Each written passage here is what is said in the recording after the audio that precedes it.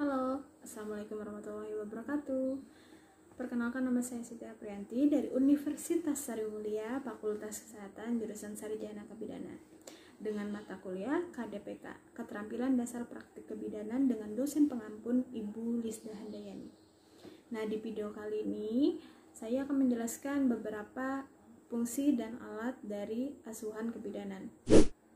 Yang pertama adalah fungsi dan alat dari pemeriksaan tanda-tanda vital atau TTV.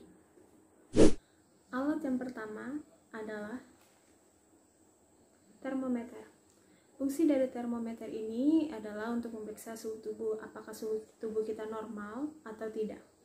Nah, termometer itu terbagi menjadi dua. Yang pertama termometer digital seperti ini, yang kedua itu termometer air raksa seperti yang ada di gambar sebelahnya satu. Nah, fungsinya itu sama saja, tapi lebih akurat itu yang bagian untuk digitalnya. Nah, alat yang kedua adalah sphygmomanometer atau kita kenal dengan tensimeter.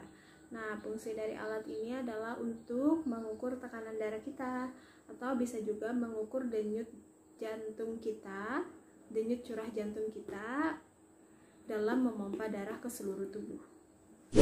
Nah, alat yang ketiga adalah stetoskop. Gunanya untuk mendeteksi atau mendengar bunyi dari detak jantung kita. Nah, alat yang keempat adalah jam tangan.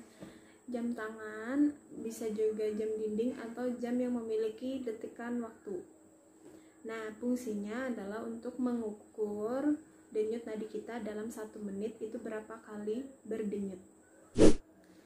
Nah, yang berikutnya adalah fungsi dan nama alat untuk pemasangan infus.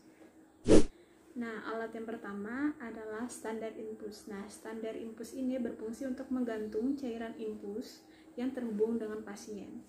Nah, pada standar infus di bawahnya atau tumpuannya itu memiliki roda yang mana gunanya untuk mempermudah ketika akan dipindah gerakan.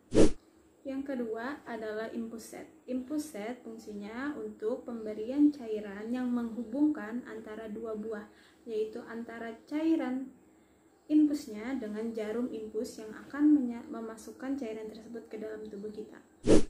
Berikutnya, yang ketiga adalah cairan infus. Nah, cairan infus ini berfungsi untuk pemberian obat secara cepat masuk ke dalam tubuh, tidak melalui oral. Kenapa? Karena dalam pemberian melalui oral itu membutuhkan waktu yang cukup lama hingga akhirnya diserap ke dalam tubuh. Berikutnya, yang keempat adalah jarum suntik atau IV catheter. Nah, IV catheter adalah kateter yang dimasukkan ke dalam pembuluh darah pena untuk sebagai alat tambahan yang mana memasukkan cairan ke dalam tubuh. Nah, untuk pemasangan ini hanya untuk pasien dalam rawat yang lebih dari 48 jam. Berikutnya, yang kelima adalah tourniquet. Tourniquet dalam petugas medis itu digunakan sebagai penghenti pembuluh darah pada manusia, yang mana biasanya digunakan di bagian lengan untuk mengikat aliran darah. Nah, atau bisa juga di pergelangan tangan, yang mana fungsinya itu juga untuk menghentikan juga yang nantinya sebagai pengambilan darah pada pasien. Yang keenam adalah kapas alkohol. Nah, kapas alkohol antiseptik ini berfungsi untuk membersihkan luka dan pembersihan alat-alat medis yang sudah digunakan. Yang ketujuh adalah plester. Nah, fungsi dari plester ini tidak lain adalah untuk menutup luka atau bekas luka, dan bisa juga berfungsi untuk merekatkan jarum infus di tangan pasien sehingga jarum infus tersebut tidak mudah terlepas atau terbuka. Yang kedelapan adalah gunting perban, yang mana gunting perban ini berfungsi untuk memotong perban atau benang atau plester yang berguna dalam proses pengobatan luka. Berikutnya, alat yang ke-9 adalah kasa steril. Nah, kasa steril ini merupakan yang digunakan sebagai alat untuk membersihkan, menutup, hingga membalut luka.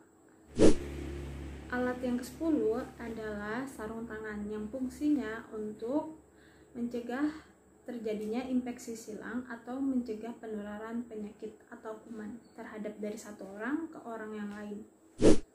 Nah, itu tadi adalah penjelasan singkat mengenai alat dan fungsi dalam asuhan kebidanan, yaitu yang tadi ada 2, yaitu dalam pemeriksaan tanda-tanda vital dan pemasangan infus. Nah, jika dalam penyampaian saya terdapat kesalahan, mohon dimaafkan karena manusia tidak luput dari suatu kesalahan.